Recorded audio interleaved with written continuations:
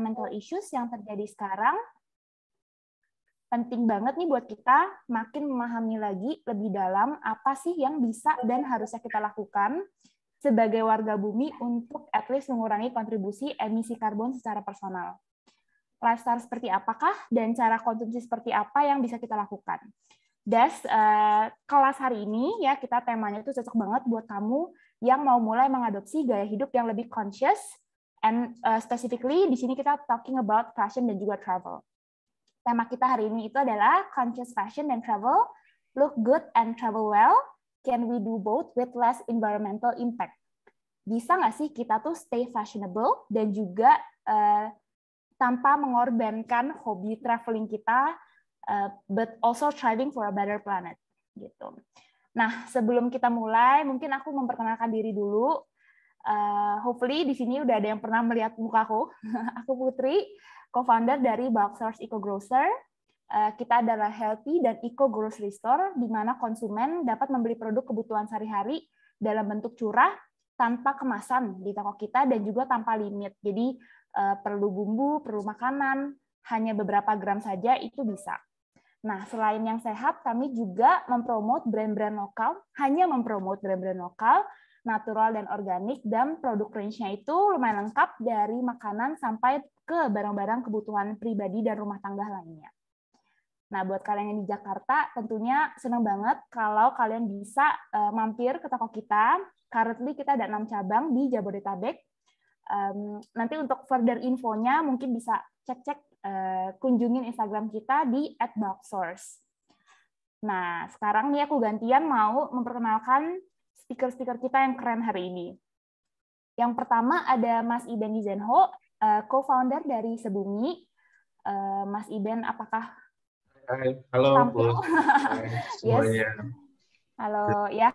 Jadi Sebumi is a pioneer for zero waste travel to national parks around Indonesia, which later evolved along the time to become a platform which focuses on 3 pillars: educate, experience, and adopt, with the ultimate goal to enable sustainable lifestyle for Indonesian. Ya, keren kan? Mungkin ada yang udah pernah dengar juga tentang Sebumi atau pernah ikut virtual tour-nya, nanti mungkin bisa tanya-tanya lebih lanjut. Dan yang kedua, dan tidak kalah kece, kita ada kedatangan Denika Flash dari Sukacita. Sukacita adalah sebuah usaha sosial di bidang slow fashion yang memberdayakan ibu-ibu di desa-desa Indonesia sambil merawat alam. Semua pakaian yang mereka buat itu traceable, ya bisa ditelusurin dari kebun mereka sendiri loh. Dan mereka ini satu-satunya farm to closet supply chain in Asia. Wow, nanti nggak sabar banget ingin dengar presentation dari Denika. So tanpa bertele-tele lagi, marilah kita simak presentasi dan penjelasan ya mulai dari Mas Iben dulu nih, Mas Iben, monggo tempat dan waktunya saya persilahkan. Thank you, Put. Thank you juga teman-teman Bergreens dan semua peserta yang hopefully juga pasti sedang mengikuti Veganuary Challenge ya, including saya juga sih ini lagi udah hari keberapa nih ya? Udah hari ke-19 ya. Dan keep going, hopefully bahkan even after January ya, karena sebetulnya udah sempat nyoba juga nih, dia sempat cerita-cerita, udah sempat jadi flexitarian juga dulu gara-gara kebanyakan ngobrol sama Max gitu. So hari ini mungkin akan sedikit kita ngobrol sedikit keluar dari food gitu ya, tapi sebetulnya pasti ada relationship-nya ya. Kita akan ngomongin, sorry kok jadi share. Kita akan ngomongin tentang sustainable travel karena I think it's part of our lifestyle ya. I think not only what we eat, travel juga kan bisa dilihat sebagai consumption of our mind juga ya, karena kadang-kadang kita butuh untuk refresh, kita butuh untuk seeing new things, learn about different culture. Dan I think that's also a healthy consumption, a dietary for our mind and our soul. Sebetulnya kita bisa melihat travel seperti itu, dan I think if we understand travel as a way to actually to also feed our soul dengan sesuatu yang sehat, pasti travelnya juga harus sehat kan. Makanya sustainable travel itu ya jadi sesuatu yang harus diadopsi dalam gaya kita bertravel. Dan mudah-mudahan aku bisa sedikit in I think 15 minutes ya kalau nggak salah waktunya maksimum untuk bisa cerita sedikit tentang apa itu sustainable travel. Dan jadi mungkin kita mulai dulu kali from the big picture ya teman-teman. Ya kita Indonesia kebetulan belum bisa kemana-mana juga ya. Ada sih yang udah keluar negeri gitu, tapi basically kita tuh blessed dan amazed kita hidup di negara yang mega biodiversity-nya seperti Indonesia. We are the first in marine biodiversity ya. 16% of the world's coral reefs are in Indonesia. Kita ada namanya coral triangle ya di Indonesia Timur sana. Dan sayang banget sebetulnya kalau kita nggak appreciate dan jaga itu gitu, because not only because of the beauty, tapi juga fungsinya untuk ekosistem. Kita tahu our ocean itu menyerap karbon lebih banyak loh sebetulnya daripada area terestrial sebetulnya ya. So that's only one part. Kita juga second longest coastline. Kita punya mangrove cover itu nomor 1 di dunia ya. Dan juga kita punya padang lamun itu juga terbesar kedua di dunia. And then we're also the third largest tropical forest ya. Jadi ini aku agak nutupin nggak ininya? Oke. Ada at least 12% of mammal species itu can be found in Indonesia. 10% of the world's known plant juga ada di Indonesia, dan God knows apa sih fungsi dan manfaat dari all those plants gitu. Mungkin salah satunya bisa jadi salah satu pewarna alami juga ya buat sukacita gitu. Nanti kita akan dengerin tuh dari Danika gitu. Jadi belum lagi birds. So this is the heaven actually for nature-based tourism.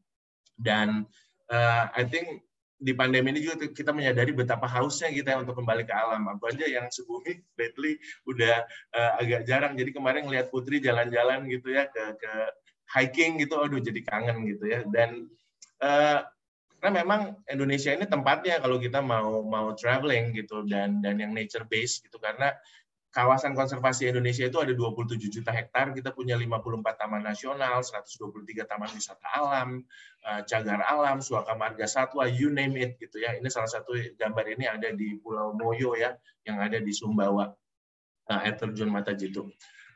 Dan ini adalah area konservasi kita gitu, dan ini yang sebetulnya menarik banget untuk kita kunjungi, kita apresiasi, dan kita jaga sebetulnya. Karena faktanya teman-teman, tourism itu nggak selalu membawa dampak positif sebetulnya buat alam dan juga buat manusia. Aku ke-mute ya. The continuing interest terhadap nature kita sebetulnya juga seperti pedang yang punya dua mata gitu, yang satu bisa melukai atau dia bisa menyembuhkan, atau bisa menolong atau bisa berfungsi ya. Faktanya sekarang itu seperti apa sih gitu ya, kita tahu ini contoh begitu gunung dibuka, dan ini mungkin beberapa foto diambil sebelum dan bahkan kemarin sempat juga sih setelah pandemi sempat relax, itu kondisi gunung kita kayak gini gitu. Orang yang mau naik gunung seperti ini. Ini ada di Gunung Merbabu, yang sebelah kanan di Gunung Prau. Dan faktanya apa sih yang terjadi gitu ya? Trash concern di Indonesian Mountain itu benar-benar pressing issues gitu. Jadi aku sendiri sering naik gunung gitu, dan sayang banget ya gunung seperti gunung-gunung Rinjani yang luar biasa indahnya, tapi in many of the path itu kita bisa dengan easily, bukan easily lagi, bahkan ada beberapa area itu sampah menumpuk dan sangat nggak convenient. Dan kurang lebih itu studi menunjukkan setidaknya bisa ada 6 ton sampah loh yang bisa ada di satu gunung di Indonesia itu. Dan siapa yang mau bawa turun 6 ton sampah yang ada di gunung gitu ya.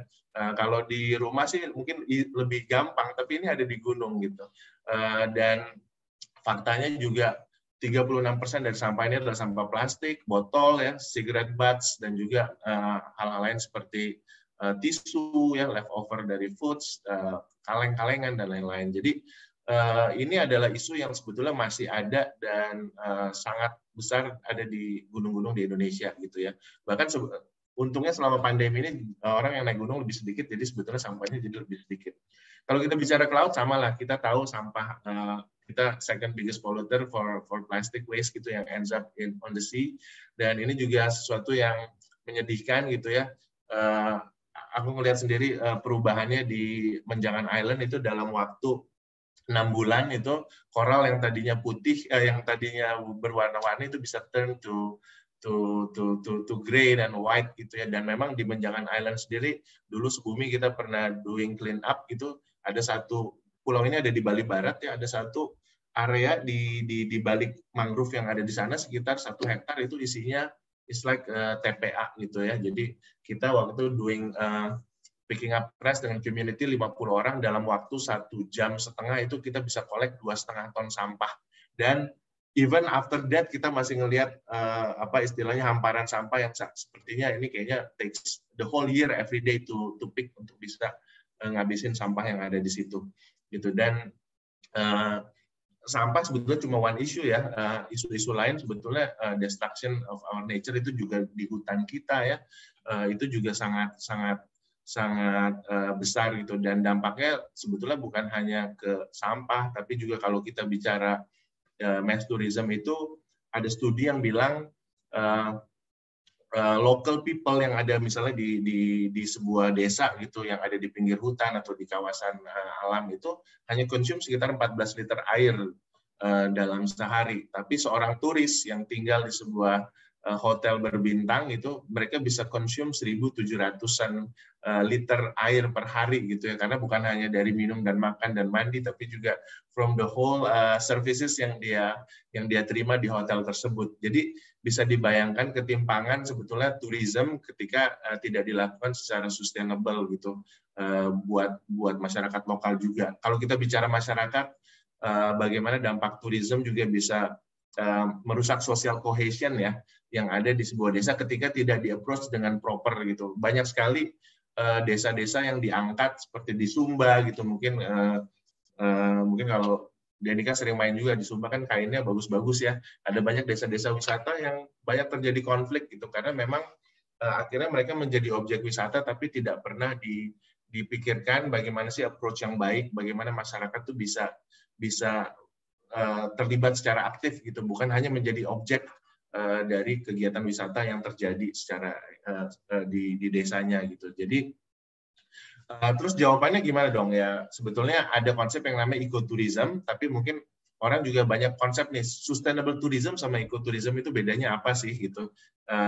Ecotourism itu sebetulnya one part of sustainable tourism yang memang spesifik banget itu kegiatannya dilakukan di alam gitu ya. Jadi sustainable tourism sebetulnya you can go to a hotel or big resort in cities gitu and be a sustainable tourist gitu. Tapi kalau ecotourism itu memang spesifik ketika kita mengunjungi tempat-tempat tadi kayak kawasan-kawasan konservasi yang ada di Indonesia ya, yang ada di alam.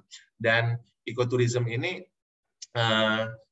karakternya tadi visit nature reserve, terus kemudian kegiatannya itu harus memang secara actively gitu bisa memprotect environment dan minimize environmental impact.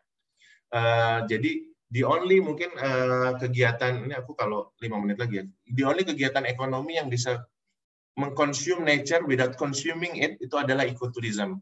Maksudnya apa? Ya tadi kalau ada hutan ya tidak diambil kayunya, tapi kita bisa apresiasi hutannya dan kita pergi pulang dan ada aktivitas ekonomi yang berlangsung, tapi hutannya tetap ditinggalkan as it is. Dan itu adalah kenapa ekoturism kemudian menjadi sorotan dan menjadi sesuatu yang sekarang banyak orang ingin mengembangkannya. Karena tadi hutan kita yang sudah makin sedikit, kalau terus dikonsum kayunya, mungkin memberikan dampak ekonomi, tapi tidak secara jangka panjang gitu. Dan masyarakat juga pada akhirnya akan kehilangan asetnya. Nah, kalau ekoturism ini asetnya tetap ada, masyarakat tetap bisa memutar kehidupan dan perekonomiannya, dan dia harapannya dia bisa menjadi juga aktor atau subjek yang terlibat secara aktif di dalam kegiatan wisata. So that's actually ecotourism. Dan Sebumi sendiri kita ada 4 aspek yang kita tekankan di dalam kegiatan ekowisata. Pertama, low impact. Jadi ini yang tadi Putri sempat sebut zero waste journey ya. Bagaimana kemudian kegiatan kita itu sebisa mungkin menuju ke 0 dampak yang kita timbulkan terhadap lingkungan. Pastinya nggak akan bisa 0 karena kita pergi aja pasti minimal naik mobil atau naik pesawat itu pasti akan ada dampak. But then nanti aku jelasin seperti apa sih konsepnya zero waste journey. Kemudian tadi karena objeknya ke alam, pasti juga kita bicara tentang bagaimana kita bisa appreciate dan interpret nature. Jadi jangan sampai kita ke gunung hanya dapat indahnya aja, tapi kita nggak tahu fungsi gunung itu apa. Ya kan gunung itu seperti tandon air raksasa ya, apa yang jatuh di gunung hari ini mungkin baru akan mengalir dinikmati sebagai air minum yang kita minum hari ini, itu mungkin sesuatu yang jatuh di gunung 10 tahun yang lalu kali, di Gunung Gede atau di Gunung Pangrango atau di Gunung Salak gitu ya. Dan then only by then kita bisa appreciate ketika kita kembali pulang nanti ke rumah kita gitu ya, setelah kita pulang dari gunung. Jadi ada apresiasi dan interpretasi terhadap alam gitu. Yang berikutnya ada tadi terkait sama community, bagaimana kegiatan wisata ini bisa mengempower culture dan community, bukannya merusak social cohesion. Dan pada akhirnya bagaimana kehadiran kita di sana bisa terlibat aktif untuk kegiatan-kegiatan sifatnya konservatif. Apa itu? Mungkin aku cepet aja karena waktuku harusnya udah mau habis ya. Udah habis belum? Low impact travel itu kita punya konsep namanya rethink, reduce, rearrange, reuse, recycle, redeem, and retell. Jadi kita harus memikirkan nih saat kita mau ke gunung apa yang perlu nggak perlu kita bawa. Kalau kita mau diving, snorkeling, what kind of misalnya sunscreen yang kita harus bawa atau kita pakai supaya nggak merusak terumbu. Kemudian kita mengurangi ya, nggak usah bawa barang-barang yang berpotensi sampah gitu ke gunung. Jadi kalau misalnya harus bawa snack gitu, ya udah bungkusnya kita buka aja, lebih baik di rumah gitu, karena kalau di rumah kan lebih gampang buangnya daripada kalau nanti kita buang di gunung. Rearrange, kita udah harus memilah. Rearrange itu basically memilah mana sampah organik, mana sampah non organik. Yang organik mungkin beberapa kita bisa jadi kalau di alam kayak misalnya kita bisa kubur dan dia bisa jadi pupuk kan. Tapi kalau yang non organik itu harus dipisah dari awal. Seringkali orang males ngurusin sampah begitu mereka ke alam karena memang semuanya nyampur dan ya udah pengen get rid of it aja gitu. Karena kita nggak ada usaha khusus untuk mencoba memilahnya. Kalau misalnya ngerokok gitu ya, walaupun nggak dianjurkan merokok, ya cigarette butts itu kan jadi salah satu problem utama, itu harus dipisahkan sejak awal, jangan sampai ya jadi sampah gitu ya di alam. Terus bagaimana kita bisa menggunakan ulang hal yang bisa digunakan ulang, bawa tumbler dan lain-lain, recycle, redeem ini tadi mengoffset sebetulnya. Karena tadi kan air travel kita bisa kita hitung, sebetulnya at the end of the day kita bisa offset dan sehingga zero waste itu bisa jadi kejadian. Oke lah kita emit some carbons, tapi kita hitung dan kemudian kita compensate gitu dengan menanam pohon ataupun kegiatan-kegiatan yang sifatnya memperbaiki atau merestorasi alam. Dan akhirnya retail kayak gini nih, teman-teman kalau misalnya jalan-jalan ke alam, you have to be the ambassador of nature gitu. Jadi kalau ada hal-hal baik yang dilakukan, you have to tell. Sehingga maksudnya apa? Supaya tadi orang-orang yang tadi ke gunung yang banyak itu, kan banyak juga yang mereka nggak paham tuh. Mereka jadi bisa terinspirasi gitu. Itu aja sih. Ini ada beberapa contoh yang kita lakukan saat kita naik gunung. Jadi kita benar-benar sampai bawa galon air gitu. Kalau ke gunung, that's one of our team lead gitu yang bela-belain bawa galon supaya kita nggak menggunakan botol plastik sekali pakai ketika kita jalan-jalan ke alam. Dan kita terlibat juga di sifatnya kegiatan konservasi, ada yang memproteksi, ada yang merehabilitasi, dan ada juga yang merestorasi. Sebumi kita punya Sebumi Merimba, Sebumi Mendaki, dan Sebumi Melaut gitu ya. Mungkin aku gimana nih secara waktu, can I carry on or should I just stop? Nanti kita bisa buka di sesi tanya jawab because I don't want to take the time and boleh, menurutku nanti kita bisa show pas sesi tanya jawab juga ya, karena aku ada pertanyaan yang kayaknya mungkin kalau gitu aku quickly go through aja. Jadi teman-teman nanti kalau ada itu tadi nggak dijelasin menarik bisa recall back ya. During pandemi kita bisa tetap melakukan itu melalui kegiatan virtual, kita bisa tetap melibatkan masyarakat. Dan pada akhirnya tadi sih kuncinya adalah setelah kita jalan ke alam, ngelihat, mengapresiasi nature, then what does it mean to our daily lifestyle. Makanya kenapa aku juga support banget kegiatan Evergreens, Bulksource gitu ya. Karena memang kita juga pada at the end of the day pengalaman kita tadi harus mengedukasi kita untuk bisa merubah gaya hidup kita untuk bisa lebih adopsi gaya hidup yang lebih ramah lingkungan di beberapa aspek kehidupan, biodiversity, food, water, waste, energy, shelter, transportation, fashion, and mindfulness. Dan kita udah juga develop sih beberapa produk, beberapa juga sempat masuk ke Bulksource ya, kayak edible gardening kit gitu ya. Dan at the end of the day we do encourage people to travel sustainably, and pada akhirnya when you go back to your daily life, you will live more consciously. Itu aja dari aku. Thank you so much.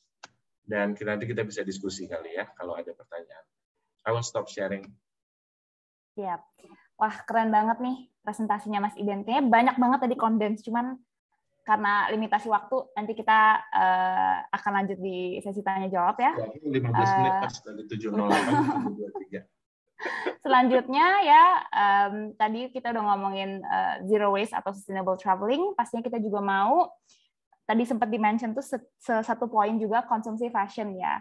Kita juga pasti mau konsumsi fashion kita itu nggak kalah zero waste atau sustainable. So, kita langsung aja, let's hear Denika and her story about Sukacita.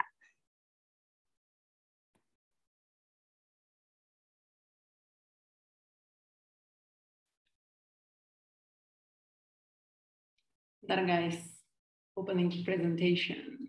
Alright. Oke, selamat malam semuanya. Buat yang belum kenal, nama saya Denika, saya founder dari Sukacita.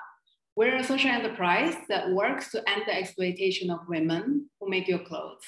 Jadi kita kerja langsung dengan desa-desa di seluruh Indonesia, bukan pabrik, karena kita mau reach wanita-wanita dan ibu-ibu yang paling membutuhkan, karena kita memberikan mereka akses ke edukasi dan living wages. Nah, pertama-tama, kenapa ngomongin fashion? Karena aku sendiri sebenarnya bukan orang yang suka fashion, or background aku juga sebenarnya jauh banget dari fashion. Tapi, kalau kalian sadar nggak sadar, kita nih setiap hari pakai baju. Dan kita itu mungkin nggak pernah actually mikir, meskipun kita pakai, tapi dia itu dibuatnya gimana, bahannya pakai apa, dan yang paling penting, dampaknya itu apa. Karena background aku sendiri sebagai seorang ekonom, jadi aku pas kembali ke Indonesia itu memang aku lebih banyak kerjanya itu di desa-desa, lebih fokus ke program-program anti kemiskinan, pemberdayaan desa. Di situ untuk pertama kalinya, aku actually ngeliat gimana baju kita itu dibuat. Karena aku lahir dan gede di Jakarta, selama ini tuh aku pikir baju itu muncul aja gitu di toko ya. Nah, ketika aku mulai ke desa-desa, aku ketemu dengan ibu-ibu seperti Ibu Lilik di sini, di mana dia itu masih membatik dengan tangan dan membuat baju kita dengan tangan di rumahnya. Dia itu kerja 10 jam sehari, tapi dia setiap hari khawatir besok keluarganya akan makan apa. Di situ, it was kind of heartbreaking for me. Karena di satu sisi kan kita di Jakarta tuh tiap Jumat kita kayak bangga-bangga pakai batik gitu ya.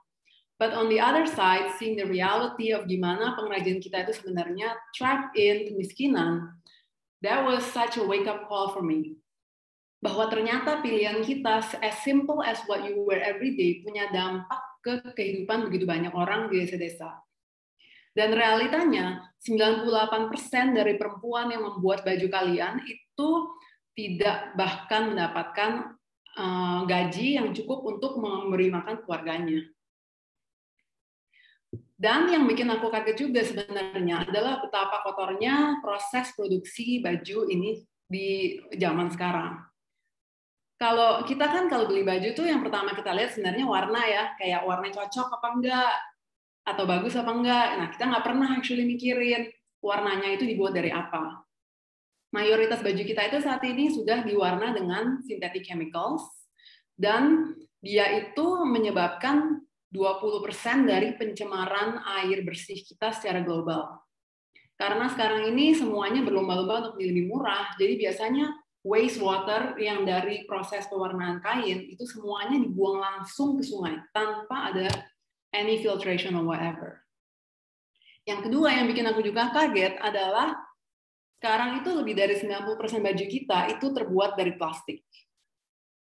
Dan isu ini sebenarnya bukan hanya dari segi materialnya sendiri, obviously plastik itu membutuhkan ekstraksi dan proses energi yang banyak untuk bisa dibuat, tapi sebenarnya dia itu juga tidak bisa degrade.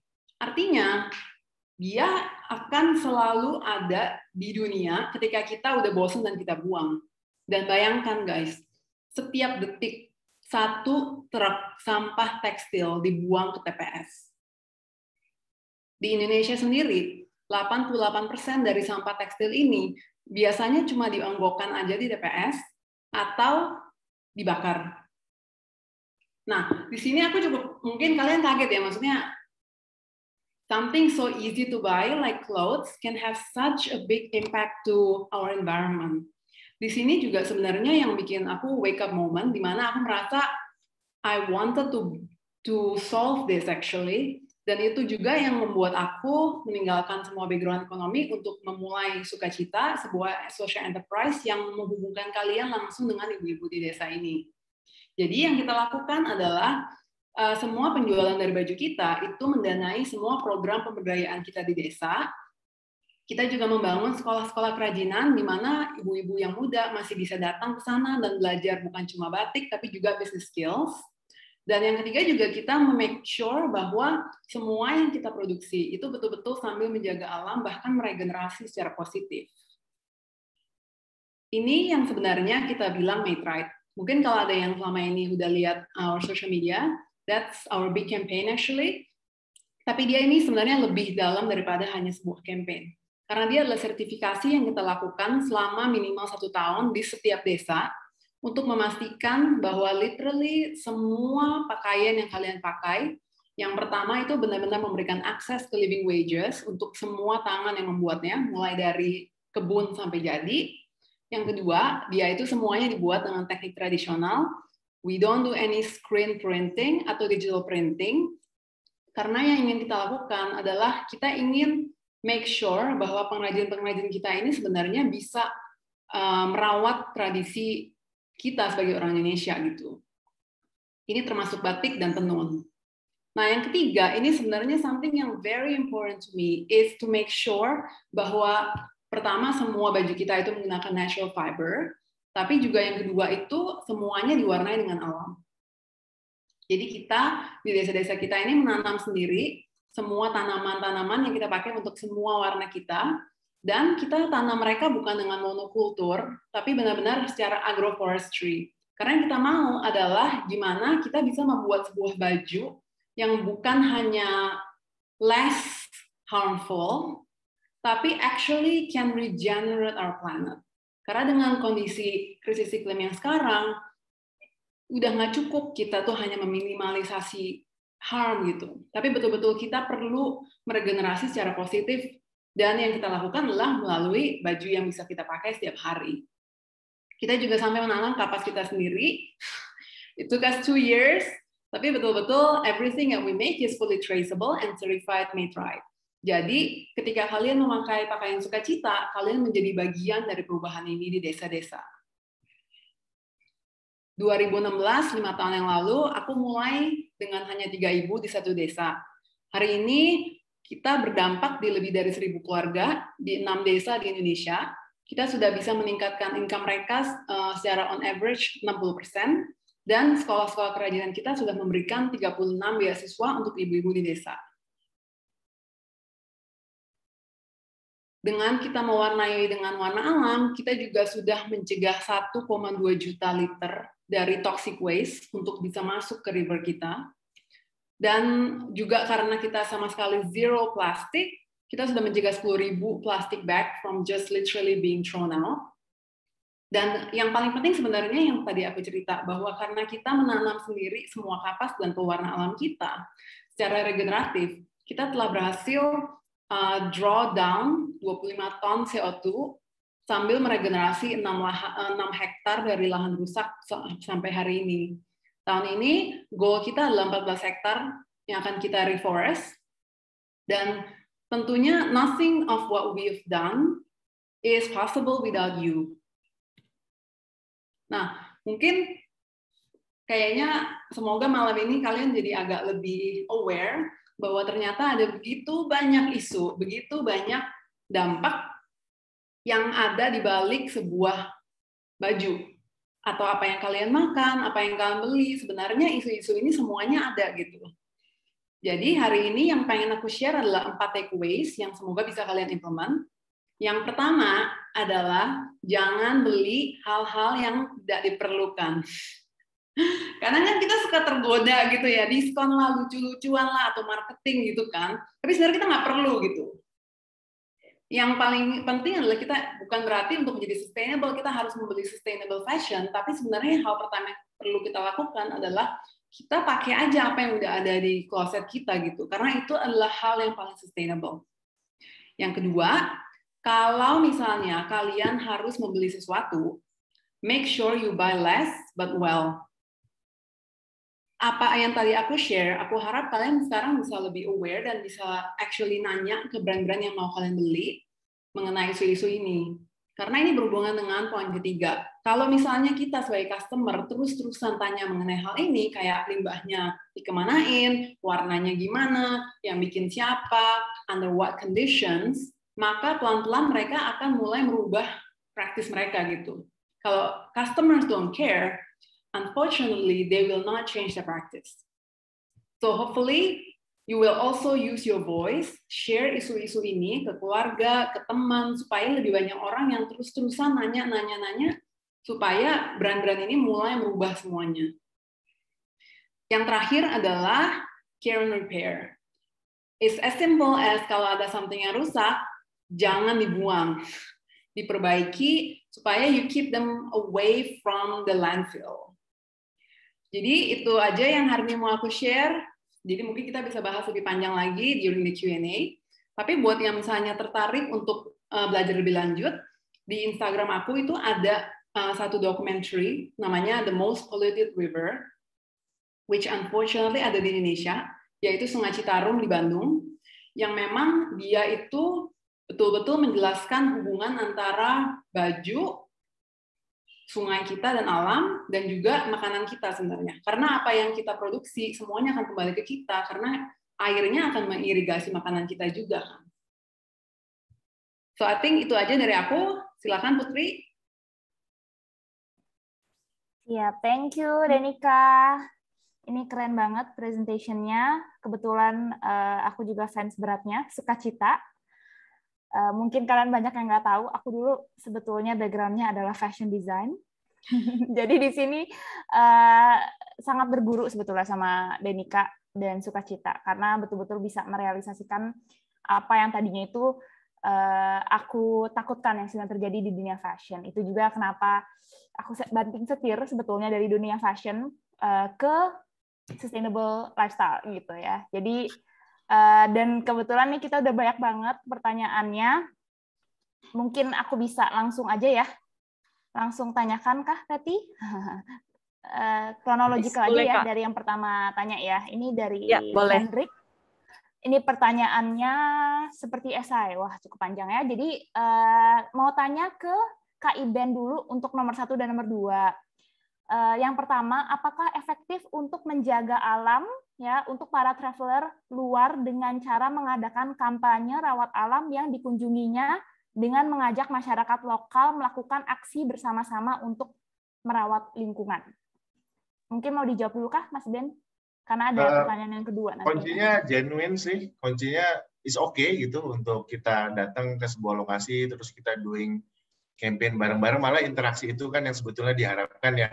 Tapi ensure aja we do it genuinely karena out of our care gitu, dan kita juga melakukannya dengan proper, menghargai norma-norma sama etika yang ada di masyarakat, nggak yang kadang-kadang kan kita datang, oh kita harus bersih ini gitu ya, terus kita membuat hati mereka mungkin tersinggung atau I mean do it properly gitu ya. Dan juga other things mungkin yang penting juga, sometimes it is needed juga, karena kadang-kadang orang yang ada di lokasi-lokasi wisata ataupun ada di daerah, sometimes they need a mirror kan. Oh, kalau orang dari luar aja care, masa sih gue nggak care? Atau kadang-kadang it will inspire, motivates them. Kadang-kadang juga ada, kalau aku sering ke masyarakat gitu, kadang-kadang ada juga inferiority complex gitu ya, sehingga ngerasa aku nggak perlu ngapa-ngapain lah, orang nggak ada juga yang appreciate. Tapi begitu ada someone yang datang dari luar, Putri datang terus appreciate, ngajak mereka melakukan sesuatu, they will love it. And I think that's also part of ecotourism, karena kita berbicara tentang bagaimana ada mutual exchange yang lebih dari sekedar transaksional. Gue datang ke tempatmu, I pay you, and then after that I go home ya. But there's an exchange of experience, ideas, thoughts, and that's what makes traveling jadi meaningful. And even you left a remarks in the heart of the people that you visited. Itu sih yang nomor 1 ya, kayaknya jawabannya. Iya. Dan juga harus dilakukan secara halus ya. Karena halus, memang genuine, betul. Sama seperti kayak kita beralih ke gaya hidup atau pola makan yang lebih sehat, kadang tuh harus dikasih lihat untuk dari segi benefitnya, dikasih lihat sisi yang indahnya supaya orang tuh mau gitu ikutan. Karena sebetulnya banyak orang merasa mungkin foreign atau merasa itu bukan tanggung jawab kita kok gitu. Jadi kenapa saya harus ikutan gitu. Jadi benar banget tadi ya. Jadi kita coba secara genuine dibikin connection-nya ya. Setiap kita datang ke sebuah lokasi kan memang kita biasanya di situ sudah ada investment in terms of community investment yang kita lakukan. Jadi saya misalnya kayak kemarin kita ke Rinjani, kita udah ada di sana udah dari 2017 dan kita udah bantu petani-petani kopi yang ada di kawasan kaki Gunung Rinjani untuk mereka menjaga hutan yang ada di sekitaran kaki Gunung Rinjani dan juga meningkatkan produktivitas kopi mereka sehingga mereka tidak melakukan perambahan dan lain-lain. Jadi ketika kita datang itu memang sudah ada koneksi tadi gitu loh. Jadi then it becomes genuine gitu karena at the end of the day kan it's all about relationship. I know it's not easy tapi it's something yang aku pikir kita mulai perlu praktekkan di dalam gaya bertraveling kita. Ada loh orang yang traveling, they don't even know siapa sih orang lokal yang ada di situ. They just come and then they go, they only see the hotel and maybe just the beauty. Tapi they don't even see the people.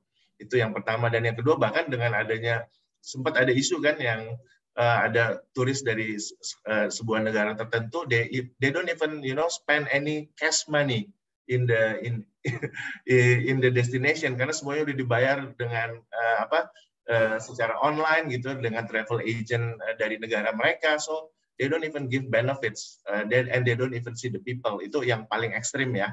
Harusnya sih nggak seperti itu, but we have to work on to be more having a genuine type of traveling. Ya. Aku jadi penasaran. Kalau gitu, Mas Iben, apakah perlu ada seperti sistem bimbingan untuk warga lokal yang mungkin semi tour guide di sana ya, untuk bisa juga punya konsep seperti ini ya. Kadang kan mereka also they are doing that for a living gitu. Jadi mungkin apakah ada tambahan added value yang perlu mereka tahu, dan are we doing this right now? Ya, that's what we do. Sebetulnya sebelumnya juga kita kalau cuma kan nggak pengen terlalu kompleks. Sebetulnya ekoturisme sebelumnya itu community based ecotourism gitu. Jadi memang kita sebisa mungkin tadi melibatkan, mendidik, mengeducate gitu ya, sehingga masyarakat, karena memang di kawasan-kawasan ekowisata itu kan bukan kawasan seperti, jangan bayangin seperti di Bali gitu yang everyone mungkin udah paham service gitu, sehingga mau nggak mau memang kita perlu empower them to understand what is tourism, what is ecotourism, what is dampak dari kalau kita tidak doing ecotourism buat desa mereka, termasuk bagaimana sih service mindset, nature interpretation. Jangan salah, kadang-kadang orang lokal juga karena udah sehari-harinya ada di situ, mereka udah lupa juga sama keindahan dan kekayaan dan keunikan dari alam yang ada di situ. So they need us to actually also help them to appreciate what they have juga gitu sih. Sering yang dari pengalaman sebelumnya sih seperti itu. Ya. Oke, kita langsung lanjut ke pertanyaan nomor 2 ya. Apakah ekoturism juga menggunakan transportasi umum yang menggunakan bahan bakar yang besar seperti pesawat ya, jika destinasi wisata berupa tempat-tempat yang jauh ya. Ini sebetulnya sempat dulu aku pernah baca beberapa artikel yang sebetulnya mengatakan tips untuk kita bisa hidup lebih hijau itu adalah mulai dari traveling kita itu dibawa kembali ke lokal gitu, dan sebisa mungkin misalnya pakai yang kalau nggak pesawat mungkin bisa kereta, kalau nggak kereta mungkin bisa mobil, mungkin bisa bus, seperti itu. Mungkin pertanyaannya ini ya, ada relevan ke pertanyaan ini ya. Gitu. Monggo dijawab, Mas Ben. Ya, sebetulnya ini bisa dijawab dari berbagai angle gitu ya, tapi practically sebetulnya kita kemarin sempat bercanda ya, the best way to sustainable travel is not to travel gitu. Sama kayak Denika bilang tadi, the best sustainable fashion is to use whatever you have in the closet or even not using anything. Just kidding. But at the end of the day kan sebetulnya we as human being we consume resources, tapi kita punya power juga kan untuk reverse back dan rehabilitate, restore gitu. Jadi kita kan memang manusia dilahirkan dengan tangan dan kaki kan untuk roaming around the earth gitu. Jadi I think we are born to travel juga gitu. Jadi and there's made technology enable us, dan siapa yang bisa there's already some electric engine aircraft itu sudah mulai di-develop loh gitu ya. Jadi people juga trying to find ways untuk bisa membuat air travel itu lebih sustainable gitu ya. Kalau di darat juga kan sebetulnya udah ada mobil electric vehicle dan juga ada banyak means of transportation yang lebih made greener now. Jadi sebetulnya and these companies nggak akan bisa convert jadi travel atau misalnya transporter yang lebih green kalau sebetulnya mereka juga nggak punya income kan. Jadi I think it's a dilemma, but I think we also have to support them for them to be able to change gitu ya nanti ke depannya sehingga mereka bisa lebih sustainable gitu. Jadi dan in the meantime yang kita lakukan tadi yang salah satu zero waste journey konsep kita kan adalah redeem ya. You can actually count how many tons of CO2 dari aktivitas travelingmu. Dan sebetulnya kayak kita kalau pergi ke Bali atau ke Surabaya gitu ya, sebetulnya satu orang tuh sebetulnya all you have to do is just plant one tree gitu dan ensure the tree is growing. And in the next 15 years, it will offset all your carbon sinks of traveling to Bali. But imagine if everyone has the commitment and consistency to do that, I think kegiatan nggak masalah gitu karena kan dunia ini juga bumi ini juga punya circularity yang membuat what is being emitted itu juga bisa diabsorb back gitu ya. Dan tapi balik lagi to your point, I agree. Sekarang juga kita nggak bisa keluar negeri, let's explore Indonesia.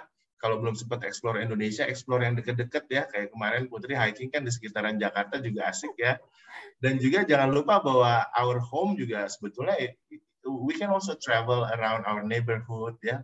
Jarang loh yang mungkin memperhatikan ada pohon-pohon apa sih yang ada di sekitaran cluster kita gitu ya. Dan ada pohon-pohon langka yang menarik dan kita bisa observe life. Dan it's already a traveling activities karena at the philosophical core of traveling sebetulnya ada seorang sufi yang bilang tidak usah ke gunung, ke hutan, ke laut, semua ada di dalam jiwa kita kan. So if you go back, you can actually travel by reading books or just simply meditate. You can travel the whole world. Then you will find the meaning of traveling by doing that. Itu sih. Jadi jawabannya dari teknis ke filosofis. Keren-keren. Atau opsi keduanya ikut virtual tour dari Sebumi ya. Khususnya untuk kalian yang mungkin suka gunung tapi nggak kuat naiknya. Jadi bisa ikut virtual tour. Ini gini-gini Putri udah sempat ke puncak Gunung Rinjani kan? Betul. Secara udah virtual. Nginep tuh di sebelum puncak ada penginapan ya. Aku udah ada tenda-tendanya, udah menikmati sunset gitu. Ya, nanti sama udah beli kopinya juga dari Rinjani. Jadi bisa dilakukan loh ya. Yes. Karena ternyata Gunung Indonesia tuh sulit ya untuk dakinya ya. Maksudnya banyak yang tinggi-tinggi gitu. Tadi ngomongin offsetting juga menurut aku yang aku khawatirkan itu sekarang menjadi I don't know if this is a concern for many people itu juga di luar dari traveling kita adalah commute kita sehari-hari gitu. Karena di Jakarta sendiri kan banyak banget yang orang itu kerja antara lokasi kerjanya dan juga lokasi tempat tinggal itu jauh, di mana dia harus commute lumayan jauh setiap hari ataupun bahkan harus keluar kota sebulan sekali, seminggu sekali gitu. Jadi if we sadar akan hal ini, sebetulnya ini pun kita bisa offset ya dengan tadi ya satu trip ke Surabaya itu atau Bali cukup menanam satu pohon ya. Pohonnya itu gimana Mas Idan? Pohonnya harus jenis apa nggak? Maksudnya pohonnya harus sebesar apa gitu? Sebetulnya pohon-pohon kayu berkayu itu akan better karena kan mereka menyerap karbon lebih banyak. Tapi I think if you just plant something yang edible, setelah itu dimakan juga nggak masalah juga sih. At least dalam proses pertumbuhannya kan dia juga tetap menyerap karbon ya. Yes. Sekarang juga udah banyak platform di mana mereka bisa mewakili kita untuk menanam pohon ya. Ada Lindungi Hutan, yang aku tahu itu Lindungi Hutan karena ada kerjasama dengan Blacksource. But you can also coba cari-cari opsi lain gitu. Oke, kita lanjut. Ini ada pertanyaan nomor 3-nya itu dari Kendrick, itu untuk Denika. Ya, sebagian orang menganggap baju yang eco-friendly atau slow fashion itu sangat mahal atau tidak dapat terjangkau ke banyak masyarakat yang berpendapatan rendah atau pas-pasan. Apakah ada cara untuk meyakinkan banyak orang bahwa slow fashion itu membantu para pekerja, UMKM, dan lingkungan? Ini pertanyaannya kayaknya jawabannya cukup berat nih. Sebenarnya yang pengen aku bahas juga itu sebenarnya memang sering banget sih dengar itu ya kayak sustainable itu mahal gitu. Tapi menurut aku juga hal yang menarik adalah, setiap tahun itu kan kita tahu bahwa generally harga semua hal properti atau apa itu kan pasti naik ya. Tapi di industri fashion harga baju dari tahun 90 ke sekarang itu cuma sekarang tinggal separuhnya doang. And then it makes you think, kenapa harganya bisa turun terus? To the point that sekarang satu kemeja itu harganya sama dengan satu sandwich. Because ultimately someone else has to pay the price. Jadi yang kita lakukan di Sukacita, memang we're being 100% transparent with our customers. Jadi memang kita sampai to the point of sharing pricing kita itu breakdown-nya gimana, kemana aja dan sebagainya. Karena yang kita lakukan sebenarnya kan our price is based on the true cost of doing something, and doing things right comes at a cost gitu. Jadi memang kita selalu bilang bahwa jangan juga terus merasa to be sustainable, I have to buy sustainable clothes. Karena seperti yang aku tadi bilang, sebenarnya it is also about mindset change. Karena saat ini itu ya industri fashion kita itu tuh bergerak dengan model yang sangat exploitative. Mereka benar-benar pushing for overproduction and overconsumption. And dengan mereka terus dengan menurunkan harga ini, yang mereka ingin lakukan sebenarnya adalah membuat kita sebagai konsumen itu gampang beli sesuatu tanpa mikirin panjang dampaknya itu apa gitu. Dan harapan aku adalah dengan sharing hari ini itu mungkin kalian jadi lebih aware betapa panjangnya mata rantai dampaknya itu yang kita nggak lihat gitu. Jadi ketika kita membeli sesuatu, begitu banyak dampaknya kan. Jadi mungkin to answer your question, I would, as a customer, I would say do more research. Karena apalagi sekarang banyak banget hampir semua brand tiba-tiba ngomongin sustainable collection. The problem with that adalah sekarang kita aja nggak punya like an objective definition of what sustainability is. Jadi itu tuh benar-benar making it really a lot of greenwashing right now. Companies who are doing business as usual yang tiba-tiba marketing ngomongin sustainability gitu. The problem is that doing things yang sedikit mengurangi harm does not mean that it is sustainable. And I would go as far as saying as there is no such a thing as sustainable fashion. Jadi yang perlu kita lakukan sebenarnya sebagai seorang konsumen adalah mencari responsible brands, responsible fashion. That's the mindset shift, I think. So terus juga mengenai harga, sebenarnya yang juga kita itu sebagai konsumen di trick with fashion brands is also karena kita itu hanya melihat sekarang price tag. Tapi sebenarnya kalau kita mau ngomongin jangka panjang, yang perlu kita lihat sebenarnya itu cost per wear namanya. Jadi ketika kita mau beli sesuatu, diteliti lagi gimana dia buatnya, jahitannya rapi apa enggak, materialnya bisa tahan lama atau enggak. Karena kayak contohnya baju-baju aku tuh, aku pakai 4-5 tahun, it's the same clothes. Jadi memang harga itu something very subjective, tapi yang pengen aku share hari ini adalah jangan jadikan dia hanya sebagai tolak ukur, tapi maksudnya jadi lebih kepo gitu. Oh, kenapa harganya segini? Oh, my money, where does it go? Apa aja yang funded with all these prices gitu? Karena memang we sometimes don't realize that as consumers, we can vote for the kind of world that we want to live in. Wah, keren banget. Oke. Jadi kayaknya memang kita tuh pikirnya harus kebalik ya. Karena kita udah so used to, udah sangat terbiasa sama kepraktisan, sama banyaknya pilihan, sama frekuensi konsumsi kita yang udah makin tinggi ya. Tadi dibilang overconsumption itu memang kalau dibandingkan just like a few decades ago tuh orang nggak konsumsi baju sebanyak kita sekarang gitu. Yang namanya 52 collections like most of the fashion brands right now 52 collections meaning one collection a week ya, itu tuh baru is a new concept to push concept of overconsumption gitu. Jadi you need something new every week gitu. Jadi yang harus ditanya bukannya kenapa baju ini kok mahal, tapi kok kenapa baju yang sebelumnya saya beli bisa segitu murah gitu kan. Jadi ya aku dulu maybe there's an old documentary lumayan udah beberapa tahun yang lalu, The True Cost, itu aku pernah nonton juga beberapa kali. dan maksudnya kita bisa jadi lebih ngerti gitu. Dan emang penting sih, maksudnya kita di change of mindset itu butuh kita untuk jauh lebih kepo, jauh lebih curious terhadap isu-isu behind the scenes. Jadi kita harus lebih banyak mungkin ngikutin atau nonton dokumenter ataupun baca-baca artikel yang terkait gitu. Yes. Dan bisa dibandingkan dengan Sukacita, setahun keluar berapa collection, Dedika?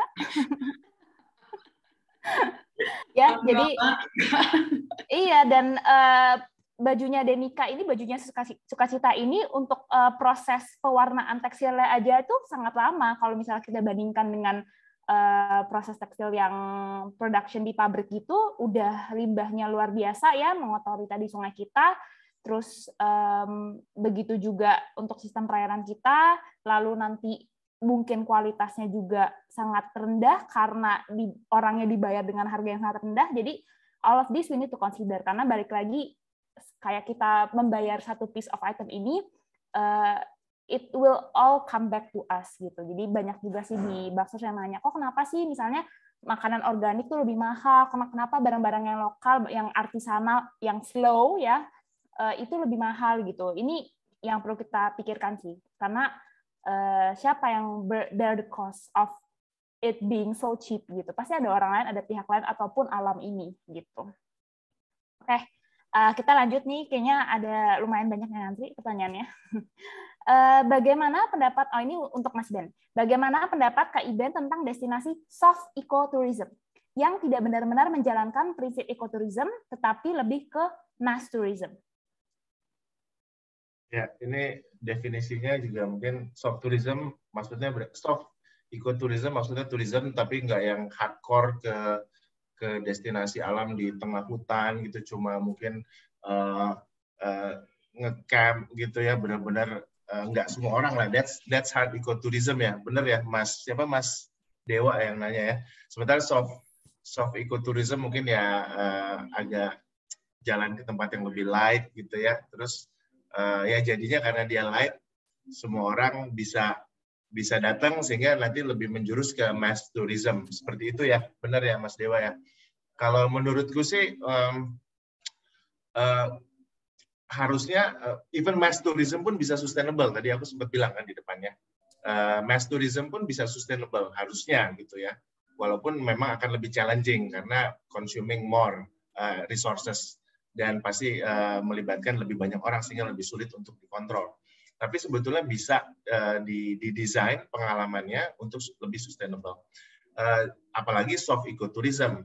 Jadi sebetulnya kalau menurutku sih tidak masalah mau mulai dari mana, dan kalau kita melihat soft ecotourism kan bisa jadi bridge menuju ecotourism yang mungkin lebih serius gitu ya. Jadi kalau prinsip Subumi sih kita nggak judging gitu ya.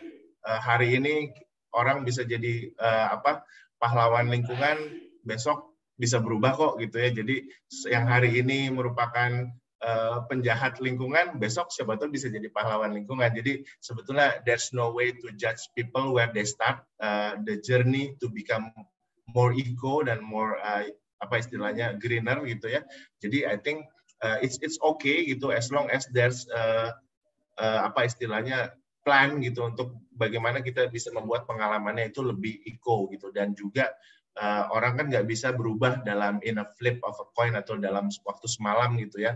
It takes time gitu. Dan seperti tadi industri air travel tadi aku udah sempat jelasin, butuh waktu untuk mereka bisa berinovasi gitu, membuat supaya aircraft mereka lebih ramah lingkungan seperti itu. Dan kita sebagai konsumen kita harus support, kayak misalnya ya udah tahu kan kemana tadi kenapa harganya kainnya mahal gitu, we know, then we support them gitu, karena we need this responsible brand itu untuk bisa survive dan mereka bisa innovate. Dan dari soft ecotourism siapa tahu nanti operatornya bisa berubah, bergeser ke hard ecotourism, dan itu butuh kita sebagai konsumen untuk bisa menyuarakan, mendampingi, dan mengkritik juga kalau misalnya mereka melakukan hal-hal yang sifatnya menyimpang. Itu aja sih jawabannya. Thank you. Yes. Jadi dunia ini butuh lebih banyak imperfect environmentalist gitu ya, untuk kita sama-sama menjalankan. Yang penting kita tahu tujuannya itu kemana gitu. Itu yang perlu kita kepoin sebetulnya. Dan kalau bisa ngambil contoh dari misalnya kita lagi ngomongin veganism gitu ya, sekarang banyak sekali dairy company, big dairy companies yang udah mulai bikin sub brand ya, memproduksi misalnya susu yang plant based gitu. Jadi I think if we as consumers can work together untuk ngerubah trennya, ngerubah behavior kita as a collective society gitu, mau besar atau kecil, company, corporate-nya tuh pasti akan ngikutin juga gitu. Terus ini karena Denika seperti waktunya sudah mepet nih, ada satu last question disuruh oleh Patty. Kak Denika sebagai slow fashion, bagaimana kakak balancing between increasing revenues supaya bisa make a living, padahal di saat yang sama juga kita encourage buyers to be responsible in buying? Pertanyaan yang menarik banget sih, karena memang itu something yang memang really I think about a lot. Tapi sebenarnya menurut aku saat ini itu sebagai sebuah bisnis atau sebuah startup tuh kayaknya kita tuh sekarang ada pressure untuk selalu grow. Yang menurut aku itu yang sebenarnya membuat apapun yang kita lakukan tuh nggak bisa sustainable. Di sini memang dari sukacita aku belajar, karena semua yang kita buat itu kan handmade ya, semuanya minimal 4 bulan untuk dibuat satu baju. Di situ aku yang awalnya mungkin mindsetnya dari Jakarta yang kayak okay, let's do things fast gitu kan, let's scale gitu. Di situ aku melihat bahwa truly the most sustainable thing is when we slow down. Dan melalui sukacita, I think I have a new definition of what enough is, that you should also determine for your life. Jadi jangan, di Jakarta apalagi kita tuh gampang banget kayak tersedot this notion that we need to always be making more. Kayak habis ini harus punya rumah, habis punya ini, punya itu, sampai kapan? Hustle culture ya. Right. Jadi kesannya kayak kita tuh nggak pernah cukup, karena kita harus grow terus, kita harus punya lebih, kita harus punya apa gitu. Melalui sukacita sih yang aku pelajarin adalah sebenarnya yang penting di hidup itu sebenarnya bukan apa yang kita punya atau apa yang kita dapat, tapi lebih dari kontribusi yang kita bisa berikan ke masyarakat sekitar gitu. So, kalau buat kita, sukacita memang kita sama sekali goal kita bukan untuk membesarkan revenue atau untuk berapa kali lipat untuk investment whatever, tapi memang kita measure our success dengan metrik berapa banyak ibu yang bisa kita rubah hidupnya. So for everyone, I think it's really, especially now with the pandemic, I would really encourage you to take the time untuk benar-benar go deep and then really question a lot of the things yang you think is what success is. Karena mungkin selama ini kita nggak sadar bahwa definisi sukses yang kita punya itu tuh it's not even something that we believe in. It's just something that the society kind of puts on you. Bahwa kita harus income segini, harus apa gitu. Jadi kita sebelum memulai bisnis sih aku selalu encourage orang untuk benar-benar really question what their purpose is. Because if you're looking for money, it's just gonna be hamster on a wheel really. Yeah. I think that's what makes a social enterprise is very different ya, such as Sukacita. Sebetulnya metriknya itu atau apa sih yang dibitingin kalau misalnya in a conventional business itu kita pasti ngomongin sales, tapi in a social enterprise such as Sukacita and many others itu mereka ngomongin impact gitu, yang sebetulnya sama pentingnya dengan sales, karena ya sales basically they need to sustain secara financially, tapi what impact nih yang kita mau strive this year, this quarter, this month gitu. Jadi itu bedanya ya gitu. Memang tadi aku juga lumayan kena ngomongin sustainable itu, definition-nya itu berbeda-beda untuk semua orang. Nggak ada yang dibilang, oh this is the way to be the most sustainable person in this world. Itu nggak ada. Itu beda-beda. If you live in the rural area, kalau kamu tinggal mungkin di daerah sama di kota, biasanya cara untuk be more sustainable aja beda gitu. Jadi you need to find and define it for yourself gitu.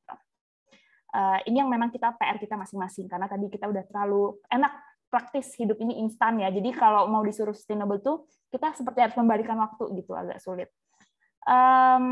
Putri, sorry banget, I have another call at 8, so I have to go. Yes. Wah, thank you sekali.